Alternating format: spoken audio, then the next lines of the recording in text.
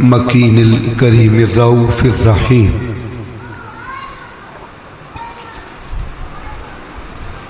اما بعد فاعوذ باللہ من الشیطان الرجیم،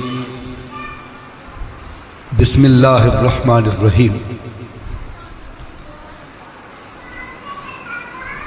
فاسألوا اہل الذکر ان کنتم لا تعلمون۔ صدق اللہ مولانا العظیم۔ نہایت ہی واجب الاحترام مکرم و محتشم مہمانان ذی وقار،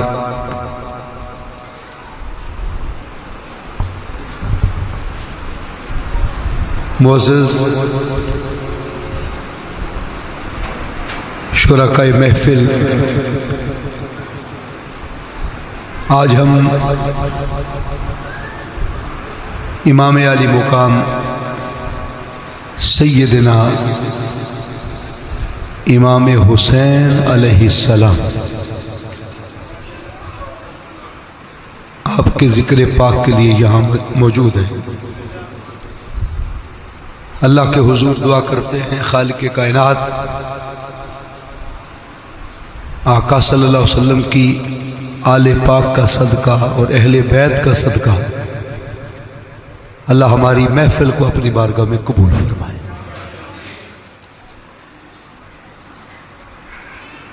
تحریک منہاج القرآن کے ضلع سیالکوٹ کے جملہ عہدیداران، پاکستان عوامی تحریک کے نمائندگان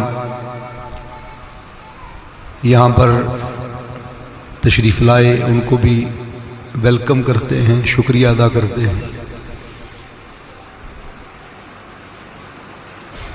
محترم آغا جواد نقوی صاحب کے ساتھ میرے بہت سارے خطابات سیالکوٹ میں مختلف مقامات پر اکٹھے ہوتے رہتے ہیں، یوٹیوب پہ بھی آپ کو دیکھ سکتے ہیں۔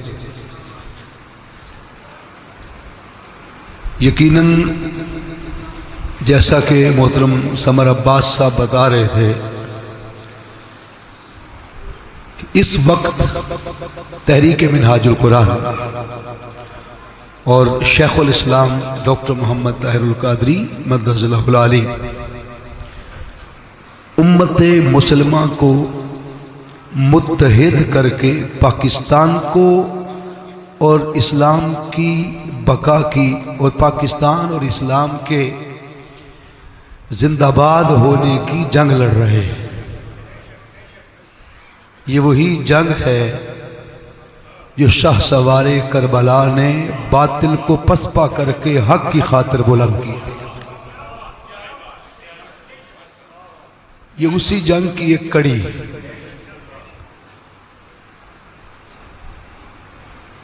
یہ قرآن کا فیصلہ ہے، قل جاء الحق وزہق الباطل ان الباطل کان زہوقا۔ محبوب فرما دیجئے حق آ چکا، باطل جا چکا، اور جب حق آ جاتا ہے تو باطل مٹ جاتا ہے اور جا کے ہی رہتا ہے۔ جب تک حق والے کربلا نہیں آئے تھے باطل دندناتا پھرتا تھا، جب کربلا والے حق کی خاطر پہنچ گئے باطل مٹ گیا، حق چھا گیا۔ اس حق کے لیے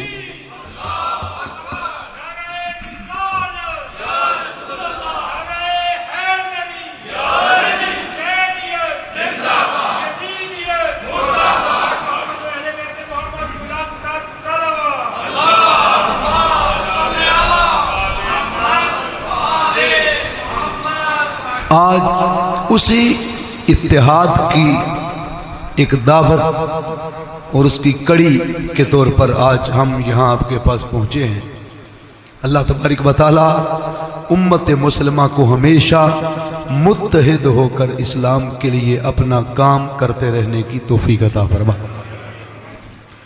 اور یہ صرف آج شروع نہیں ہوا، میں شروع میں چند باتیں آپ کی نظر کر دوں کہ یہ کیوں ضروری ہے۔ جب ملک پاکستان ابھی نہیں بنا تھا تو ایک ایسا دبلا پتلا شخص اور آپ کے علاقے کے بہت قریب ایک ہستی کو ان کا نام دیا گیا، پیر سید جماعت علی شاہ رحمت اللہ علیہ کے خواب میں آقا صلی اللہ علیہ وسلم تشریف لائے اور حضور نے فرمایا جماعت علی شاہ یہ فائل اس کے ہاتھ میں تھما دو، اور پاکستان اس کے ہاتھوں مقدر کر دیا گیا ہے جس کے نام میں محمد بھی آتا ہے، علی بھی آتا ہے۔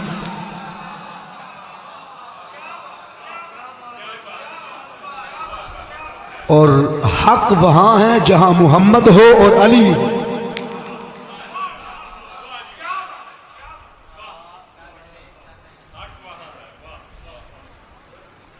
تو اس جوان نے پھر ملک پاکستان کے لیے اپنا کردار ادا کیا اور پڑھے لکھے طبقے کو اکٹھا کیا۔ ابھی پاکستان بنا نہیں، جد و جہد جاری تھی۔ تو قائد اعظم محمد علی جناح رحمت اللہ علیہ نے تمام لوگوں کو جمع کر کے ایک میسج دیا۔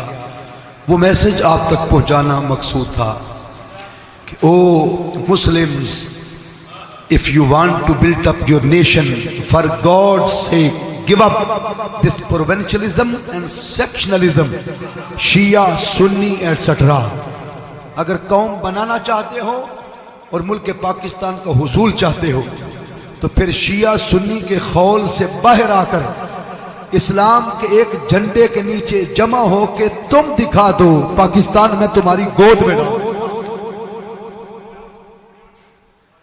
پاکستان بنا بھی اتحاد امت سے تھا، اور شیخ الاسلام ڈاکٹر محمد طاہر القادری کہتے ہیں پاکستان بچے گا بھی اتحاد امت سے۔ آج اس اتحاد کی ضرورت ہے، اسی کا میسج آج ہم آپ کے پاس دینے کے لیے آئے۔ آج کی اس مجلس میں محفل میں ہماری بہنیں بیٹیاں بھی کثیر تعداد میں شریک ہوئیں، اور یہ کیوں شریک نہ ہوں، انہیں یہ پیغام آج کی صدی میں میدان کربلا میں امام کی بہن نے کربلا میں آ کر دیا تھا کہ کربلا سجدہ ہی تب ہے جب حسین کے ساتھ سیدہ زینب سلام اللہ علیہ۔ حاضرین محترم، اللہ رب العزت نے فرمایا فَاسْأَلُوا أَهْلَ الذِّكْرِ، پس پوچھ لیا کرو اہل ذکر سے۔ اور میں چاہتا ہوں میں آپ کو کچھ باتیں، چونکہ ہم اتحاد کے دائی ہیں تو یہ اتحاد صرف ہمارا ہی نہیں ہے، حضور کے کل صحابہ اور اہل بیت بھی آپس میں محبت و شیر و شکر تھے۔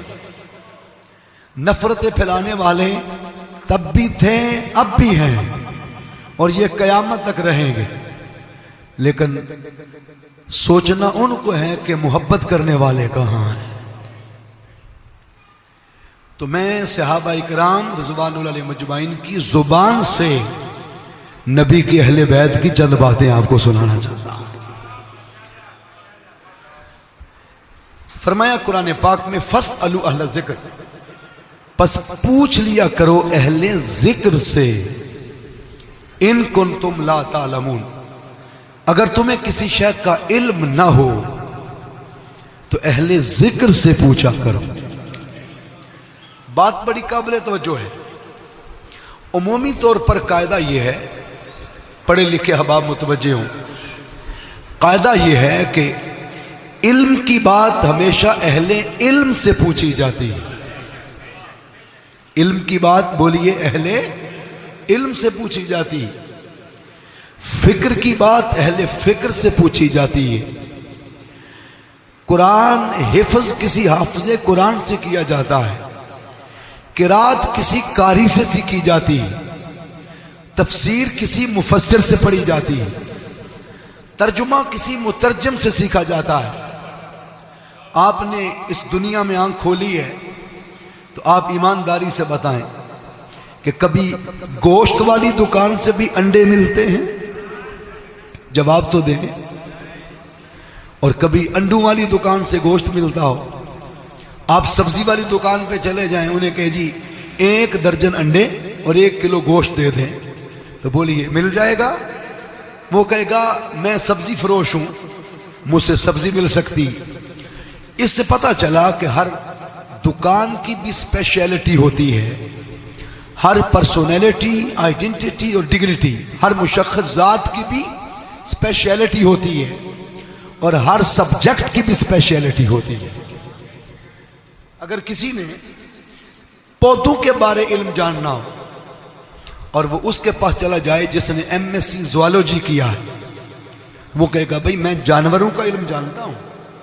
پودوں کے بارے علم سیکھنا ہے تو جس نے MSc باٹنی کیا ہے، آپ اس کے پاس جائیں، وہ سبجیکٹ اسپیشلسٹ ہے۔ آپ نے میتھمیٹک کے اصول پڑھنے ہیں تو آپ اس کے پاس چلے جائیں جس نے MA اسلامیات کیا ہے، تو بولیے میتھمیٹک کے اصول مل جائیں گے؟ نہیں ملیں گے۔ پتہ چلا کہ اسپیشلٹی جس شعبے میں ہو اسی کے پاس جانا پڑے گا۔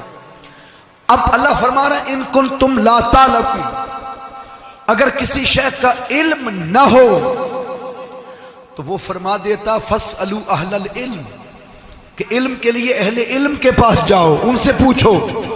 اس نے یوں نہیں فرمایا، فرمایا فاسألوا اہل الذکر ان کنتم لا تعلمون، علم کے لیے بھی اہل علم کے پاس نہیں، اہل ذکر کے پاس جایا کر۔ کن کے پاس بولیے؟ اہل ذکر کے پاس جاؤ۔ آپ پوچھیں گے اہل ذکر کون ہے؟ سادہ بات تھی، علم کی بات اہل علم سے پوچھنی چاہیے تھی، اللہ نے اہل ذکر کیوں فرمایا؟ اس لیے کہ خالی خشک علم تو شیطان کے پاس بھی ہے، جو بے نسبتہ ہے، بد عقیدہ ہے، علم تو اس کے پاس بھی ہے۔ تو اگر اللہ فرما دیتا فاسألوا اہل العلم تو ممکن تھا ابن الحیثم کھڑا ہو جاتا، کہتا میں بھی اہل علم میں سے ہوں، رازی کھڑا ہو جاتا، ابو علی سینا کھڑا ہو جاتا، کوئی سائنسدان کھڑا ہو جاتا، اور شیطان اتنا بڑا اہل علم میں سے ہے کہ آپ کسی کو بتاتے بھی نہیں کہ میں ذکر حسین سننے جا رہا ہوں علیہ السلام، تو وہ رستے میں چوکوں میں کھڑا ہو کے آپ کو منع کرے گا، روکے گا۔ کیوں روکے گا؟ کہ وہ آپ کی نیت کا بھی علم رکھتا ہے کہ یہ ذکر اہل بیت سننے جا رہا ہے۔ جو اہل بیت کے ذکر سے روکے وہ اہل علم میں سے شیطان بھی ہو سکتا ہے۔ اس لیے فرمایا ان کے ہتھے نہ چڑھنا جو نسبت کے بغیر علم رکھنے والے ہیں۔ ہاں یہ علم کی بات بھی پوچھنے ان کے پاس جانا جن کے پاس نسبت اہل بیت ہے اور محمد کی آل کی نسبت ہے۔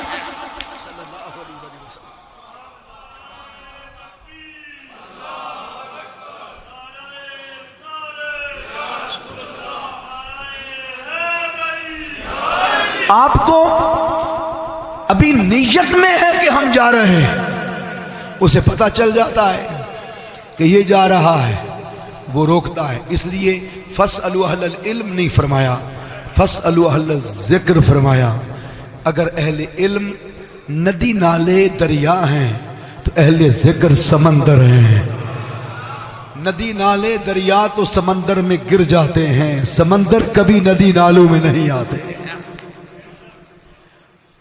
اہل علم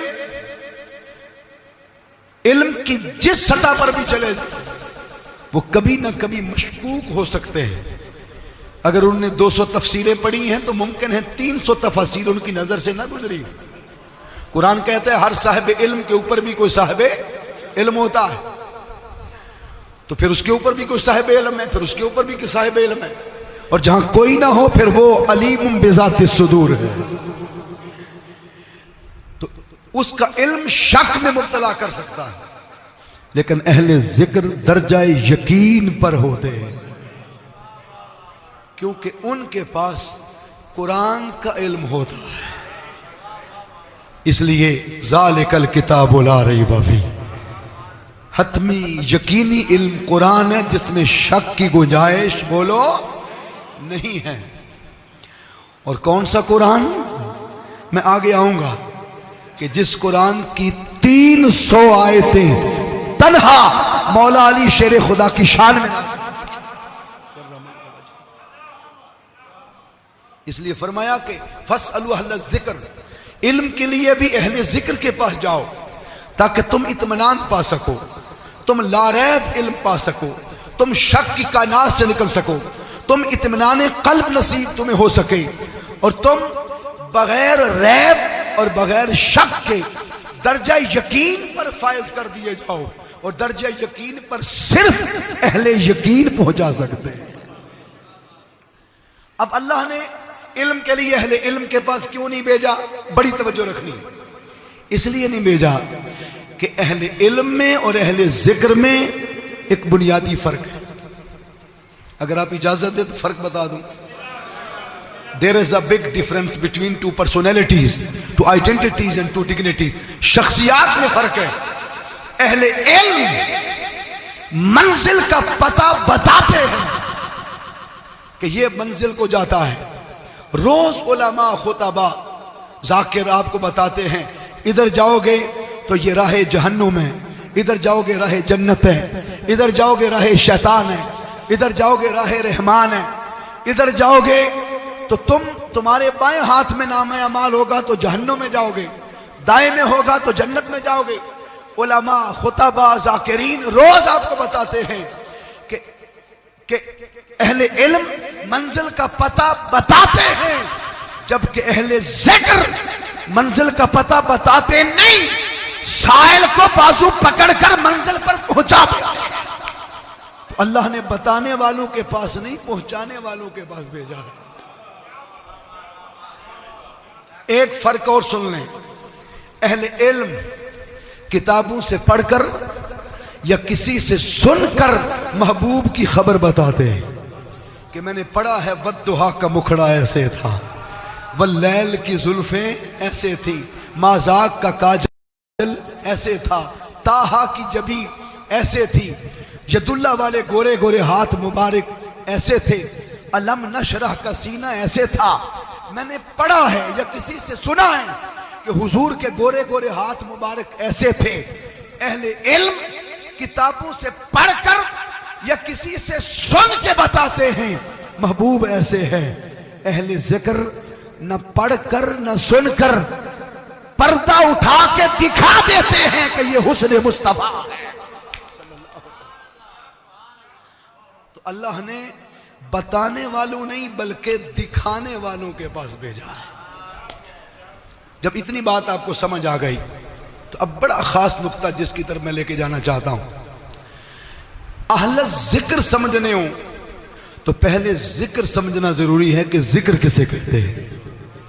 الحمد سے بالناس تک قرآن پاک میں اور آقا صلی اللہ علیہ وسلم کے فرمان میں، حدیث پاک میں کم و بیش لفظ ذکر کے 48 معنی ہیں۔ کتنے بولیے؟ 48 میننگز ہیں ذکر کے۔ ان میں سے 3-4 برکت کے لیے آپ کی نظر کرتا ہوں، اور ایک معنی ہمارا آج کا مطلوب اور مقصود ہے جس کی بیس پر آج کی گفتگو ہے۔ ذکر کا ایک معنی ہے نصیحت۔ کیا ہے بولیے؟ فرمایا فذکر انما انت مذکر، قرآن پاک میں آیا۔ فرمایا محبوب ان کو نصیحت فرمائیے، کائنات میں سب سے بڑے ناصح آپ ہیں۔ ذکر کا ایک معنی ہے نماز، آپ یہ جو نماز پڑھتے ہیں صلاۃ، اللہ نے قرآن پاک میں فرمایا وَأَقِمِ الصَّلَاةَ لِلذِّكْرِ، میرے ذکر کے لیے نماز قائم کرو۔ یہاں ذکر بمعنی صلاۃ ہے۔ ذکر کا ایک معنی صلاۃ الجمعہ بھی ہے۔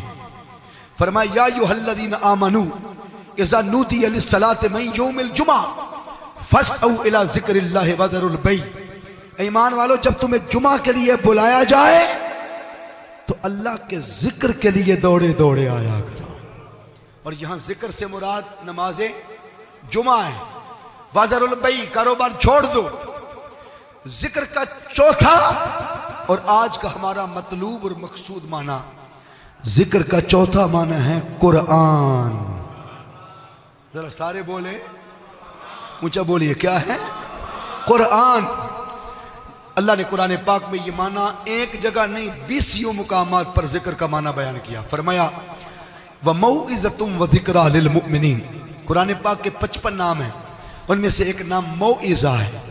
فرمایا وَمَوْعِظَةٌ وَذِكْرَىٰ لِلْمُؤْمِنِينَ، یہ قرآن مومنین کے لیے ذکر ہے.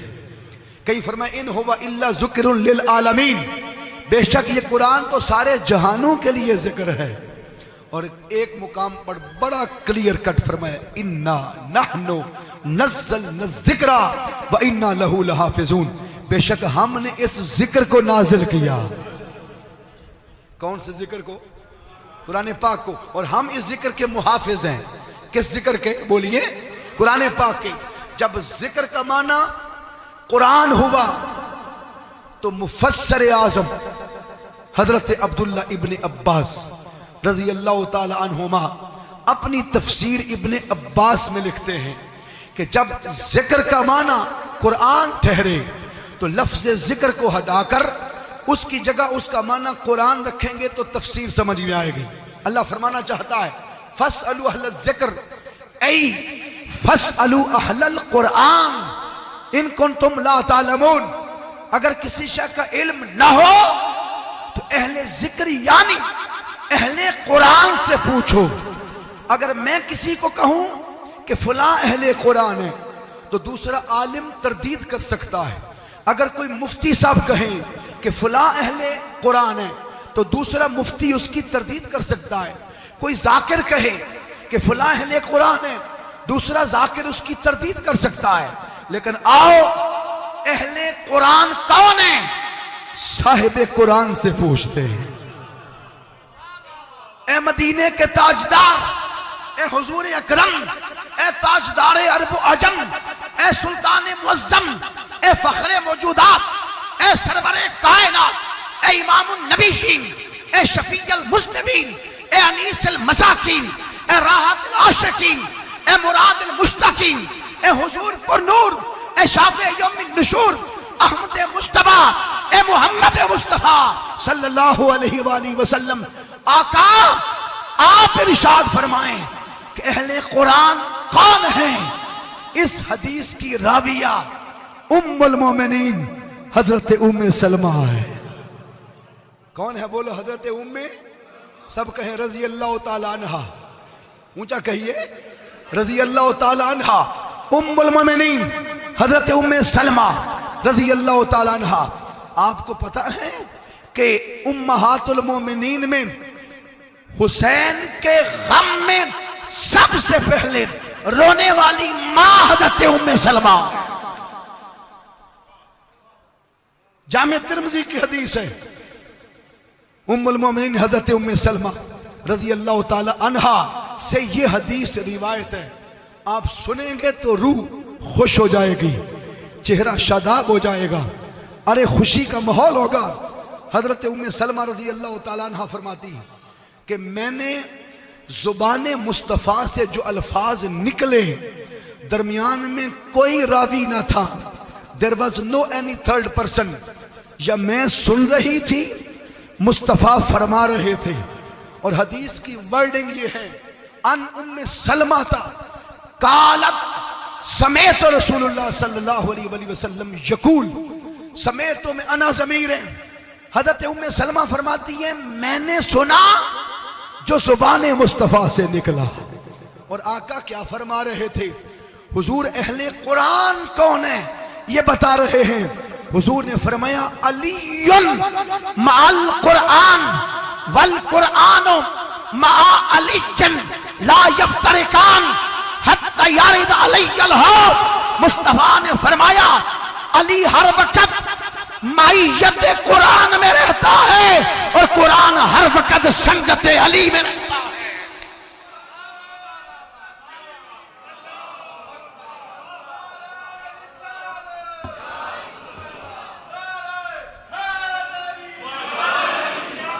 ان ام سلمہ قالت سمعت رسول اللہ صلی اللہ علیہ وسلم یقول علی مع القرآن والقرآن مع علی لا یفترقان حتی یرد علی الحوض.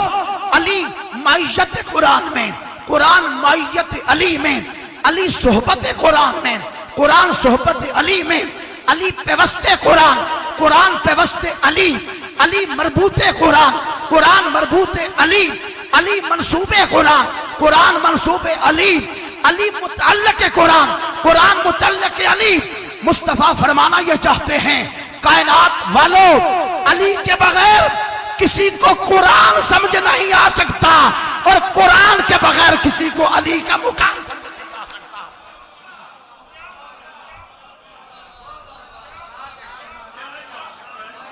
اور میں یہ بات آپ کو خوش کرنے کے لیے نہیں کہہ رہا،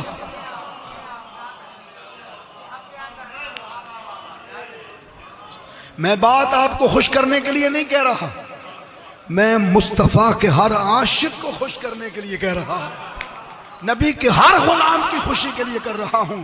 ارے مبارک ہو، مصطفیٰ نے فرمایا علی ہر وقت صحبت قرآن میں ہے، اور قرآن ہر وقت صحبت علی المرتضی میں ہے۔ اور اگلا جملہ بڑا خاص ہے، فرمایا لا یفترقان۔ پڑھے لکھے ابا متوجہ ہوں، عربی گرامر میں وہ گرامر کی کتاب اہل دیوبند مسلک کی ہو، اہل حدیث کی ہو، اہل سنت کی ہو، اہل تشیع کی ہو، کسی کی بھی ہو، کسی مکتبہ فکر کی ہو، اٹھا کے پڑھ لیں۔ یفترقان یہ مضارع تثنیہ ہے، تثنیہ دو کو کہتے ہیں، اور مضارع میں حال اور مستقبل، پریزنٹ اور فیوچر دونوں زمانے بیک وقت پائے جاتے ہیں۔ حضور فرماتے ہیں قرآن اور علی، علی اور قرآن ہر وقت زمانہ حال میں بھی اکٹھے ہیں اور قیامت تک اکٹھے رہیں گے۔ لا یفترقان، کبھی جدا نہیں ہوں گے، کبھی جدا نہیں ہوتے اور کبھی جدا نہیں ہوں گے۔ کب تک؟ اس کب تک میں بعد میں آتا ہوں۔ یہ لا یفترقان جو کہ تثنیہ ہے نا، فرمایا یہ دو کبھی جدا نہیں ہوں گے۔ اس کا مطلب ہے کہ یہ عبارت النص ہے، اور اشارت النص یہ ہے کہ کچھ وہ بھی ہیں جو قرآن سے جدا رہتے ہیں، کچھ وہ بھی ہیں بولو جو قرآن سے جدا ہو جاتے ہیں۔ حافظ رمضانی ہو جائے، رمضانی سمجھتے ہیں، صرف رمضان میں یاد کر لیا، 11 مہینے بھولے رہے، وہ 11 مہینے قرآن سے ڈسکنیکٹ رہا، جدا رہا، قاری قرات کے قاعدے چھوڑ دے، قرآن سے جدا، مترجم غلط ترجمہ کرے، قرآن سے جدا، مفسر غلط تفسیر کرے، قرآن سے جدا، اگر وضو ٹوٹ جائے ہمارا آپ کا، قرآن سے جدا، مجھ اور آپ پر غسل واجب ہو جائے، قرآن سے بولو جدا، ہم سو جائیں، قرآن سے جدا، پتہ چلا ہم کبھی کٹتے ہیں، کبھی جڑتے ہیں، کبھی کٹتے ہیں، کبھی جڑتے ہیں۔ حضور نے فرمایا علی وہ ہے جو کسی حالت میں قرآن سے نہیں کٹتا۔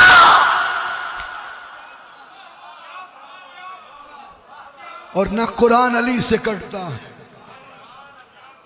یہ دونوں کبھی جدا نہیں ہوتے، یہ کبھی جدا بولو نہیں ہوں گے۔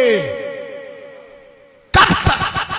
حضور فرمانا چاہتے ہیں صلی اللہ علیہ وآلہ وسلم، آپ نے فرمایا کہ علی ہر وقت قرآن سے جڑا ہے، یہ مسجد میں بھی اکٹھے، یہ بازار میں اکٹھے، تجارت کے اڈے پہ اکٹھے، یہ خیبر کی فتح میں اکٹھے، یہ غار میں اکٹھے، پہاڑ کی چوٹی پہ اکٹھے، مکے اکٹھے، مدینہ پاک اکٹھے۔ خدا کی قسم جب مرحب کے سر پہ تلوار ماری تھی، 2 ٹکڑے کر کے پھینکا تھا، علی تنہا نہیں، قرآن ساتھ تھا۔ خیبر کی فتح کے وقت جب پیر کی ٹھوکر سے خیبر کا قلعہ اڑایا تھا، علی تنہا نہیں، قرآن ساتھ تھا۔ یہ زمین کے اوپر بھی اکٹھے، مزار کے اندر بھی اکٹھے ہیں، حتیٰ یارد علیہ الحوض۔ مصطفیٰ نے فرمایا میں حوض کوثر پر عاشقوں کو جام پلاؤں گا، علی اس دن بھی قرآن سے لپٹ کے اور قرآن علی سے لپٹ کے۔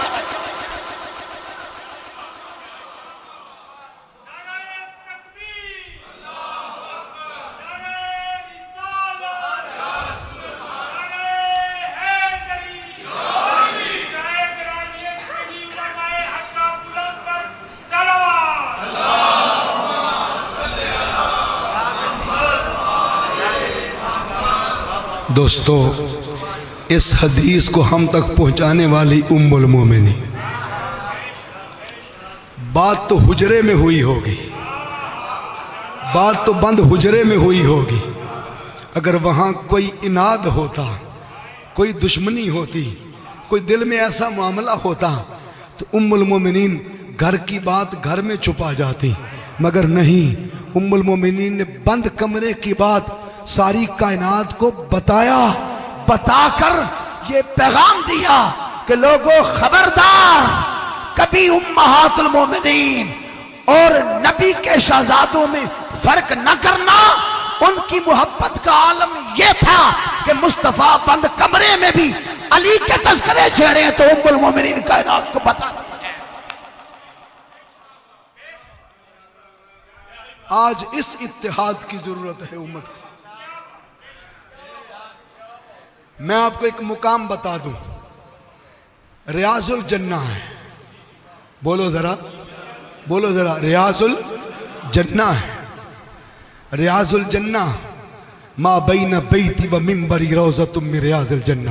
حضور فرماتے ہیں جہاں سے میں نالین لگا کے گزرتا ہوں رب نے جنت کا باغ بنا دیا. تو نبی کے نالین لگ جائیں تو جنت کا ٹکڑا بن جائیں. نبی کا خون ہو تو سردار نہ بنے تو کیا بنے؟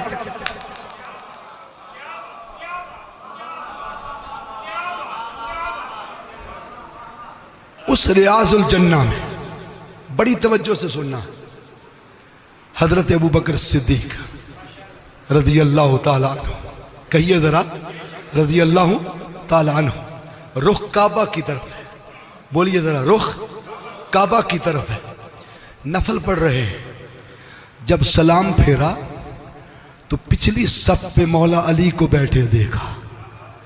جو ہی سلام پھیرا تو پھر چہرہ واپس نہیں پھیرا.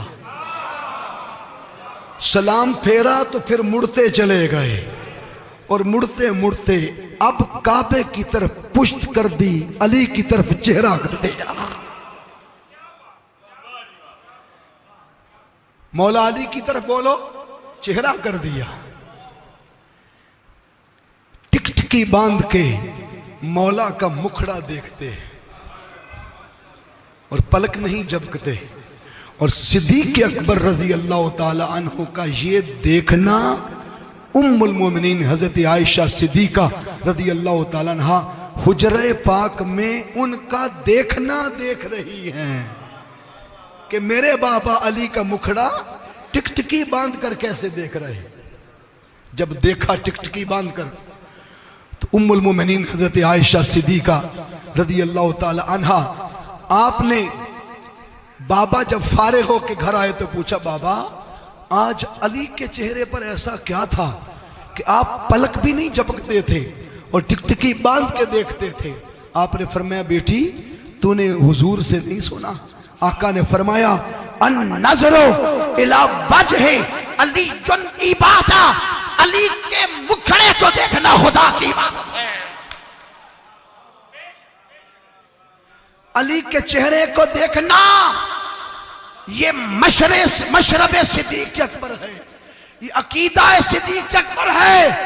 جو صدیق اکبر کا نام لے اسے علی کے مکھڑے کی بات ہونے پہ سینے میں ٹھنڈ پڑتی ہے.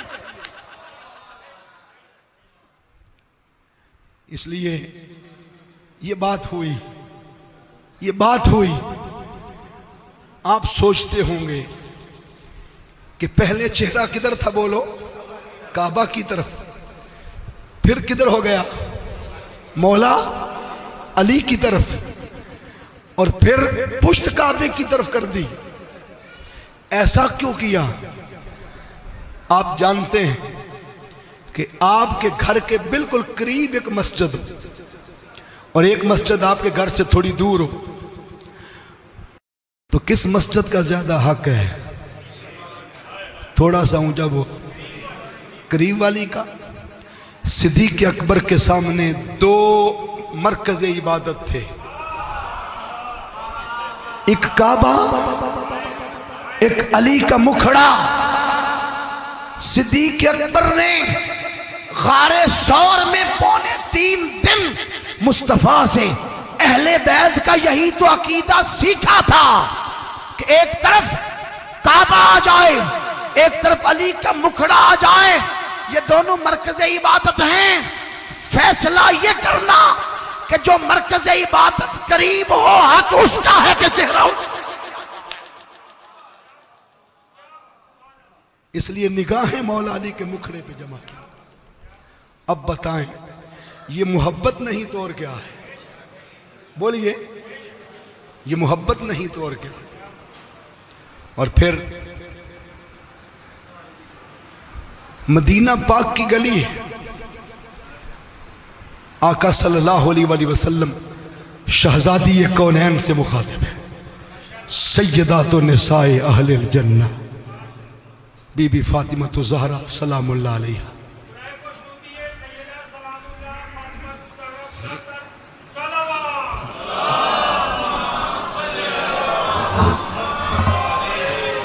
آپ سے مخاطب ہے، اور آپ کو بتاؤں شیخ الاسلام ڈاکٹر محمد طاہر القادری مدث العلی، جن کے ٹاٹ پر بیٹھ کر میں نے پڑھا ہے، جن کا جوتا کھایا ہے، اور آپ کے سامنے آج انہی سے لیا ہوا پیغام آپ تک پہنچا رہا ہوں۔ وہ فرماتے ہیں میں جب روضہ رسول صلی اللہ علیہ وسلم پر حاضری دینے جاتا ہوں، میں کبھی سیدھا روضہ رسول پر نہیں جاتا، میں پہلے جنت البقیع کے مین گیٹ پہ جاتا ہوں اور نظریں جھکا لیتا ہوں، گردن جھکا لیتا ہوں۔ اور کیوں گردن نہ جھکاؤں؟ محشر کے دن اللہ کی بارگاہ سے آواز آئے گی، نکسوا رؤوسکم وغضوا ابصارکم حتی تمر فاطمہ بنت محمد صلی اللہ علیہ وسلم۔ اے اہل محشر، آج سر جھکا دو اور نظریں بھی نیچی رکھنا۔ آپ اگر ایک لمحے کے لیے ذرا سر جھکائیں اور پھر نظریں بھی جھکائیں، تو جب سر جھکائیں گے تو نظریں خود بخود بولو جھک جاتی ہیں۔ تو دو فرمان کیوں جاری کیے؟ اتنا ہی فرما دیتے کہ سر جھکا لو تو نظریں خود نیچے ہو جاتی، لیکن نظروں کے لیے الگ فرمایا، وَغُضُّوا أَبْصَارَكُمْ، نظریں بھی نیچی رکھنا۔ کیوں فرمایا؟ کہ ممکن ہے کوئی سر جھکا کے ٹیڑھی نظر سے بھی نہ دیکھ لے، فرمایا سر جھکا کے ٹیڑھی نظر سے بھی نہ دیکھنا۔ حتی تمر فاطمہ بنت محمد صلی اللہ علیہ وآلہ وسلم، محمد کی بیٹی فاطمہ کا گزر ہونے والا ہے، جن کی امی کے لیے محشر میں اہتمام ادب کا اور حیا کا یہ ہو، سیدہ زینب نے شام اور دمشق کے بازاروں میں کیسے گزاری ہوگی۔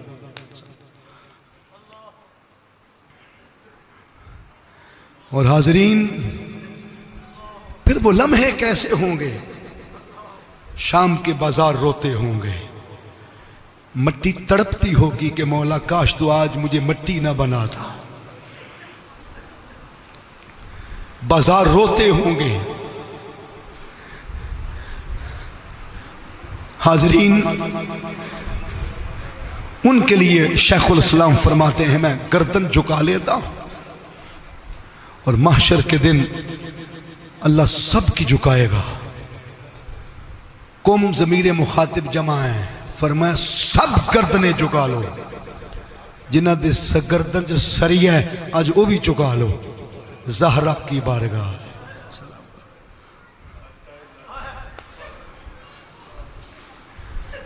شیخ الاسلام فرماتے ہیں میں جنت البقیع کے مین گیٹ پہ گردن جھکا لیتا ہوں اور ہاتھ جوڑ کے کہتا ہوں سیدہ آپ کے گھرانے کا ایک کتا آیا ہے، 1000 کتابیں لکھنے والا مصنف کہہ رہا ہوں، جس کی ابھی حدیث پر جو کتاب آئی ہے وہ 50,000 صفحوں کی ایک کتاب ہے، جس نے ذکر اہل بیت پہ لکھا تو حق ادا کیا، شان صحابہ پہ لکھا تو حق ادا کیا، شان اولیاء پہ لکھا تو حق ادا کیا۔ وہ فرما رہے ہیں سیدہ اپنے بابا سے کہیں آپ کا ایک کتا آیا ہے، اسے ٹکڑا ڈال دیں۔ فرماتے ہیں لوگوں یہ علم طاہر القادری کا نہیں ہے، یہ زہرا کی چکی کی خیرات ہے۔ نہ وہ خیرات ختم ہوگی اور نہ طاہر القادری کے دلائل ختم ہوں گے، کیونکہ دلائل کتابوں کے ہوتے تو شاید ختم ہو جاتے۔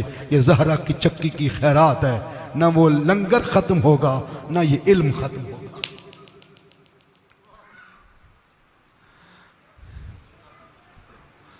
اور حضور علیہ السلام زہرا پاک سے مخاطب ہیں، زہرا پاک سے بولو مخاطب ہے۔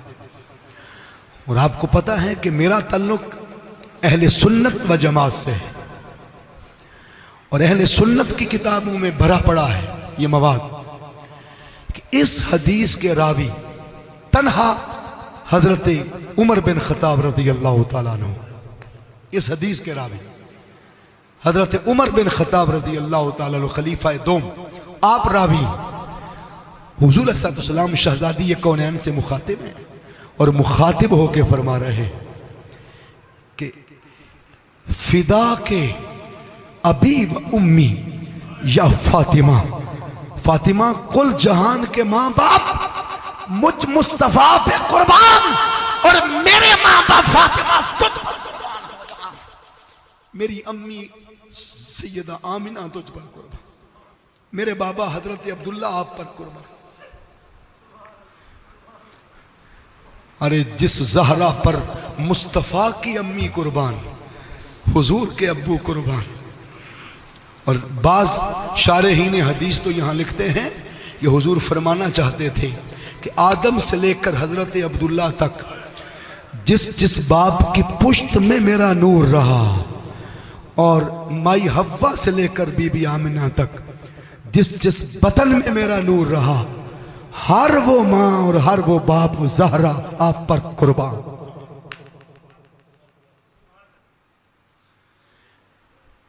وہ علی اور یہ زہرا ملیں تو حسن و حسین آتے،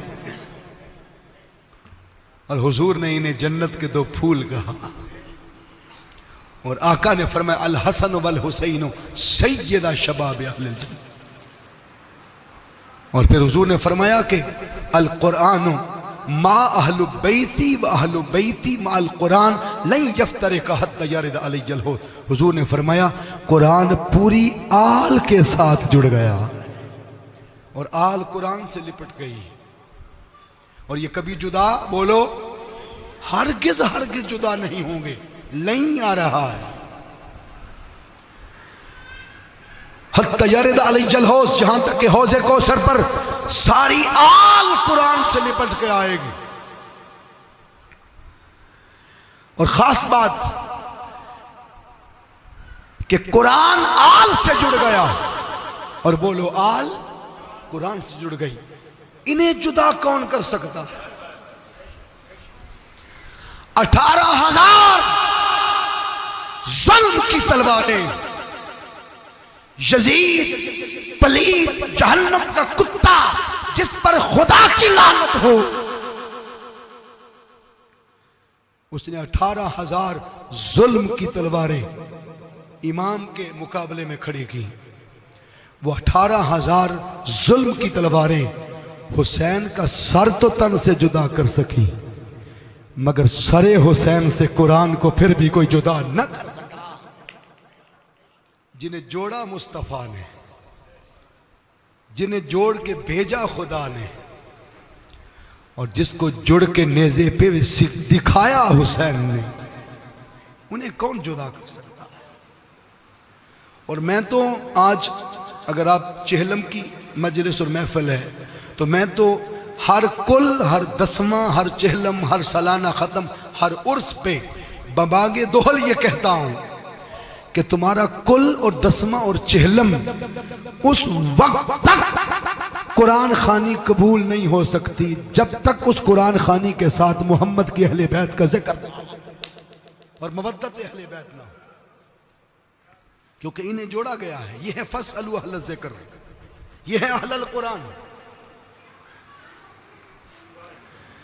دوستان ذی احتشام، آئیے ان گھرانوں کی محبت کائنات کے اندر عام کرنے کی ضرورت ہے، اور امت مسلمہ کو آج فرقہ واریت کی لعنت سے بچانے کی ضرورت ہے۔ امام کے نام پر جمع ہو جاؤ، نبی کی اہل بیت کے نام پر جمع ہو جاؤ، حضور کے صحابہ کے ادب کے نام پہ جمع ہو جاؤ، اولیاء کی محبت کے نام پہ جمع ہو جاؤ، علماء حقہ کے نام پر، جیسے سمر عباس صاحب کہہ رہے علماء حقہ کے نام پر جمع ہو جاؤ۔ وہ جو اپنا ایمان بیچ دیتے ہیں، وہ جو علماء سوئے ہر دور میں بکتے ہیں۔ یزید کے 18,000 کے ٹولے میں حافظ قرآن بھی تھے، مسجدوں کے امام بھی تھے، مسجدوں کے خطیب بھی تھے۔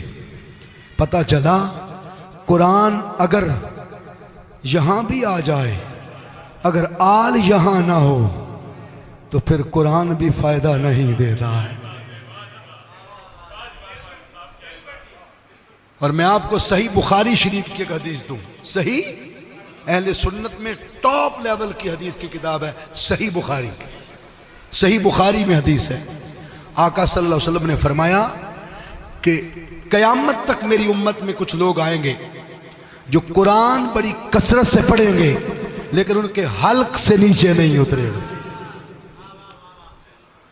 زبان پڑھے گی منافق کی بھی مومن کی بھی، لیکن حلق سے نیچے نہیں اترے گا۔ سوال یہ ہے کہ حلق سے نیچے کیوں نہیں اترے گا؟ قرآن تو لطیف ہے، قرآن تو نور ہے۔ لقمہ کھانے کا اگر آپ کھائیں، اگر وہ حلق سے یعنی یہاں حلق پہ آ جائے آگے جانا آسان ہے، حالانکہ کثیف ہے۔ پانی ہمارے علاقے کا کثیف ہے، گھونٹ یہاں تک آ جائے تو نیچے چلا جاتا ہے، حلق تک کوئی شے بھی آ جائے تو آگے جانی آسان ہے، سیدھا ہو گیا، ٹیڑھ پن سے گزر گیا۔ قرآن ہے ہی لطیف، لطیف ہو کے بھی حلق پہ کیوں رکا؟ شارحین حدیث کہتے ہیں قرآن حلق پہ رک کے بیٹھ کے اندر جھانک کے دیکھتا ہے اس کے سینے میں محمد کی اہل بیت ہے کہ نہیں۔ نبی کی اہل بیت ہو تو قرآن اتر جاتا ہے، ان کی مودت نہ ہو تو قرآن نہیں اترتا، کیونکہ قرآن کہتا ہے میرا ظلمت سے جوڑ نہیں، میرا نور سے جوڑ ہے۔ قرآن بھی نور ہے اور آل بھی۔ تیری نسل پاک میں ہے بچہ بچہ نور کا، تو ہے عین نور، تیرا سب گھرانہ نور کا۔ یہ اعلیٰ حضرت امام احمد رضا خان بریلوی رحمت اللہ علیہ فاضل بریلوی کا شعر، تو ہے عین نور، تیرا سب گھرانہ نور کا۔ عادت ڈالیں ایک دوسرے کو سٹڈی کرنے کی، ایک دوسرے کو پڑھنے کی، ایک دوسرے کے قریب ہونے کی۔ آج میں چاہتا ہوں کہ ہم ان سارے خول سے باہر آ کر اپنے ظرف اور سینے کو بڑا کر، مینڈک میں رہنے والا، کنویں میں رہنے والا مینڈک کبھی سمندر کی طغیانی کو نہیں پہچان سکتا۔ اس لیے میں آپ سے بھی کہوں گا، ذاکروں سے بھی کہوں گا، مسجدوں کے مولویوں سے بھی کہوں گا کہ خدا کے واسطے کنویں کے مینڈک نہ بنیں، ٹھاٹھے مارتے ہوئے سمندر پہ آئیں، اور سمندر میں آئیں گے تو پتہ چلے گا کہ سمندر گہرا کتنا ہے۔ اس لیے قرآن بھی نور ہے، اور بولو آل بھی نور ہے، قرآن بھی پاک ہے، وَيُطَهِّرَكُمْ تَطْهِيرًا، بولو آل بھی پاک ہے۔ اور میرا ایمان اور عقیدہ یہ ہے کہ قرآن کو بے وضو نہیں چھوتے ہو، کوشش کرو کہ آل کا ذکر بھی بے وضو نہ کیا جائے۔ پاکوں کا ذکر پاکی سے کرنا سیکھو۔ حاضرین محترم، وہ حسین علیہ السلام ہم تو علیہ السلام بھی مانتے ہیں، رضی اللہ تعالیٰ عنہ بھی مانتے ہیں۔ رضی اللہ تعالیٰ عنہ ماضی کا سیکھا ہے، اللہ ان پر بولو راضی ہوا، علیہ السلام ان پر سلام ہو، بولیے ان پر سلام ہو۔ تو اگر عام مسلمان کو گلی میں ملے تو کہے تجھ پر سلام ہو، اور وہ کہے تجھ پر بھی سلام ہو، تو اگر عام مومن پر سلام ہو سکتا ہے تو جن کو تکنے سے مومن بنتے ہو ان پر سلام کیوں نہیں؟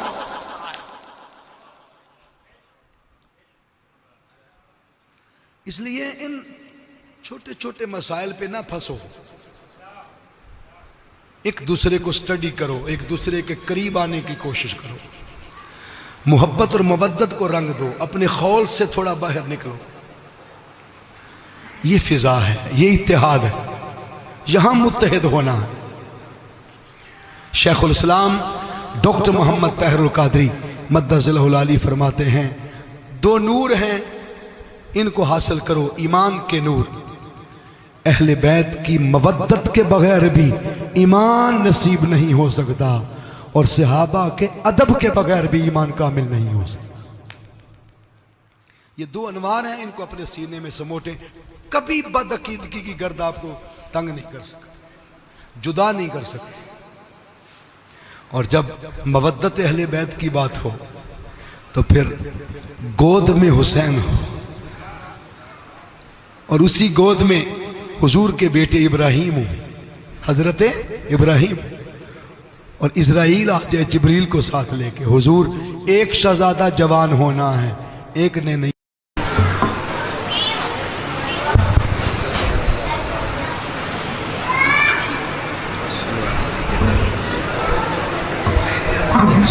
فرض